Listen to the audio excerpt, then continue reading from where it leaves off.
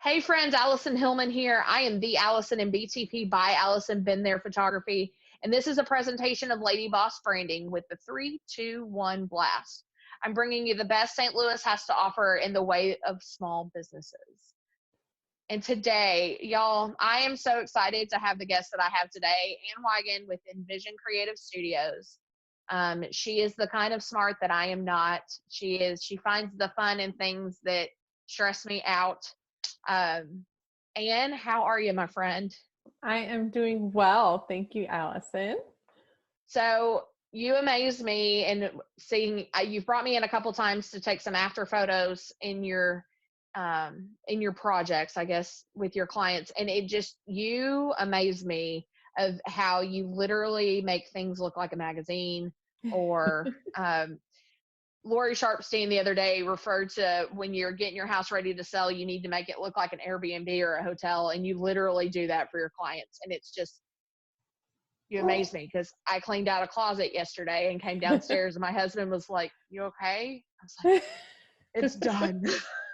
But so tell me a little bit about what you do, why you do it. What made you start doing this? Well, my dad was a contractor growing up. So him and two of his brothers had a small boutique home builder here locally in the area. So I got to see a lot of job sites growing up. And that really helped me realize I can visualize spaces. So that's kind of how I got my start. I got to see a lot of empty spaces and I could just picture what I could do with it. So that was kind of like my canvas to start with. So that's how I got started. But after that, went to school for interior design and here I am now running my own business. But yeah, I love it's it. fun to kind of bring that. I really advocate for my clients to bring them the space they want. I know a lot of designers have their own style and you kind of have an idea of who did the space based on what it looks like. I really try to focus on what the client wants and just make sure I'm leading them in the right direction so they have the end product that they want at the end, not necessarily what I want. So, And I think you're really good at that because taking pictures of spaces and stuff, I don't think you have two spaces that are even close to being the same. It really matches, it makes sense with the rest of the home mm-hmm. rather than, Yeah. you coming in and no, it's like in the Side movie. And she's like, "No, it's my name that's going to be on there for MTV Cribs, not whatever." So the Barca Lounger scene. Anyway, Right. one of your superpowers that I think is pretty cool is you do partner with paint stores so that if someone is thinking of painting their house and they're just really not sure, they can bring you in to kind of do a consult. Why don't you tell me a little bit about that?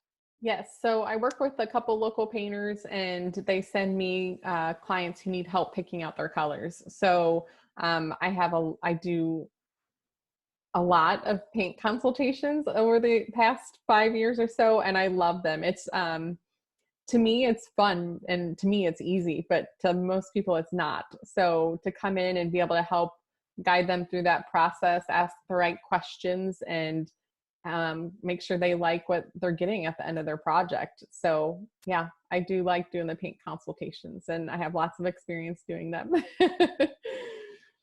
So we have a lot of people right now obviously stuck in their homes and they're seeing things that maybe those projects they didn't have time before and they're a little overwhelmed. So Sure. if someone was going to work on reorganizing or cleaning up, so to speak, what are three things that if they had to pick three things to work on, what would you suggest on to be more Um, efficient?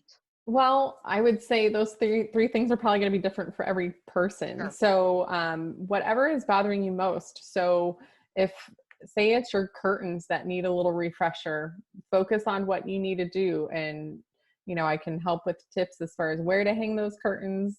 Make sure you're getting in the most light, and depending on what side of the house it is, different things to think about and where that sun exposure is. But kind of just digging in and thinking about what's bothering you most. If you have a space that needs to be organized, then take some time, spend a weekend and trash what needs to go and see what you have left and kind of figure out what even what kind of bins or how you need to organize that space to function the way you want it. And then, oh gosh, if that's two, third one, I think, and again, maybe not specific projects, but say it's a rug, I would say scale and proportion is the big thing that people kind of, either you make it or you don't. So just remember, more often than not, you can go larger than you think. So think about scale and proportion and, go for the bigger rug or go for the larger artwork, because odds are you're going to be able to handle it in your space. We just did that in Jace's room. And when I was picking the canvases, shocker, a photographer was putting a bunch of pictures in the room, but picking the canvases, I was talking to Jason. I was like, I don't know if I should do this size or this one. He goes, pick the bigger one, because you complain later that it was too small. So that's yeah. So while they may not be three true. projects, just maybe 3 tips as far as when you're working on certain things to consider. Perfect. So let's go a little bit a step further. Those that have been stuck in their home and they're like, once this is over, we're selling this house. Why would they want to bring in someone like you? I think it's when you're selling a home is a very emotional process, and people are attached to their home, and it makes sense. You spent all this time investing and either fixing it up and making it just right for you. And now on the flip side, when it comes to let go of that space, I think people are a little emotionally tied and have a hard time.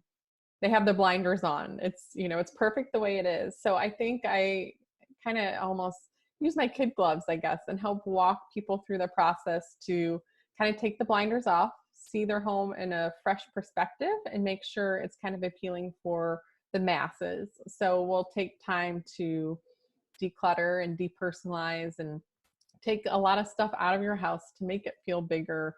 So I guess as they're walking through that process, just helping them see without the blinders on. And that's what I kind of help people do as they're getting ready to sell. It's amazing. How can you help people right now? So if someone, I know second home, we would have to do, are you doing Zoom calls? What does that look like for you right now? So I'm still doing my color consultations, and I'm still offering, what I'm starting to offer is virtual consultations.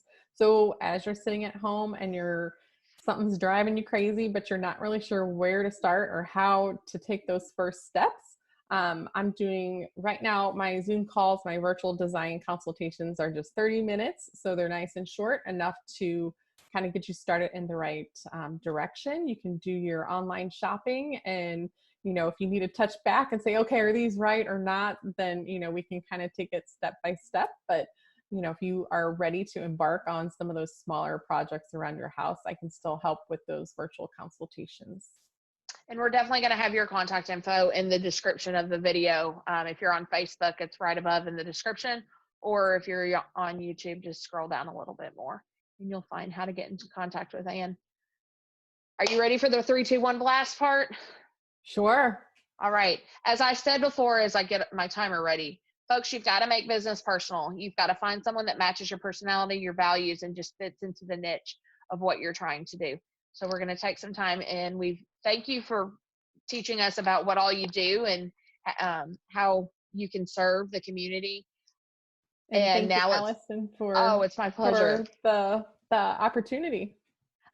Let's get to know Ann, the person, my friend, a little bit better. What motivates you to work hard? Oh gosh, my kids. I think I do everything for my kids. So whether it's to lead by example or show them that they can do it when they don't think they can, I think my kids are kind of my driving force. You're an amazing mama. Thank you. Are you the oldest, middle, youngest, or an only child? Well, I'm actually one of 7. So I guess I'm kind of fall in the middle. I'm the second oldest, and I'm the oldest girl. So if I had to say in psychology, I probably fall into the oldest category. Okay. Who is your hero? Oh gosh.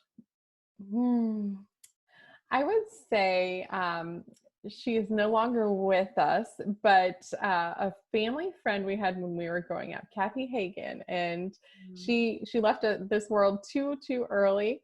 But she was our I guess our parents' friend. That she was always the one to kind of give my parents a break, and I appreciate that now. But she always would take us to like the Disney movies, and we got to see the Disney movies, and which was no small feat to take 5 or 6 kids to the movies when they weren't your own.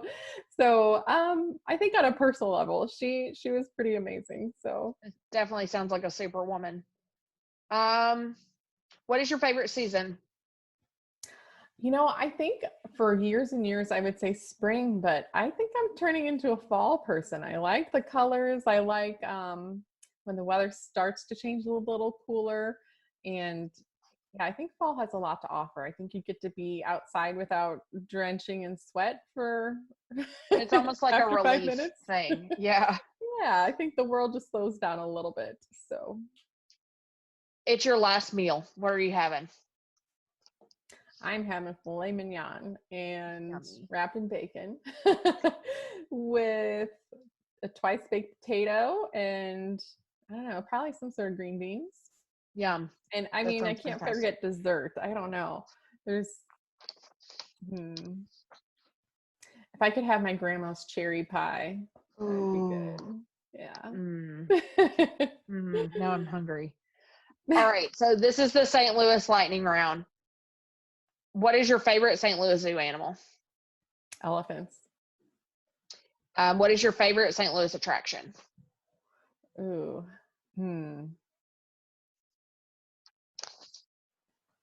Probably the zoo. Mine too. Friends come to St. Louis. They ask you to show them the city. Where are you taking them? I guess it depends on their ages because I like to send them to City Museum if they're kind of a little bit older kids, and that's always a hit. Favorite St. Louis restaurant? It can be in all of Metro. Salt and Smoke. Ooh, their mac and cheese. I know. Mac and cheese. I've had 2 weddings in the last that they either the reception food was Salt and Smoke or the rehearsal dinner, and they're like, "Do you want us to join us at the rehearsal? You're having Salt and Smoke." Yes, I will be there 100%. Very good. Yeah. St. Louis or Chicago style pizza? Chicago. Me too, girl. Me too. And thank you so much for joining me today. I love talking to you always, but this has been a lot of fun. Thanks, Allison.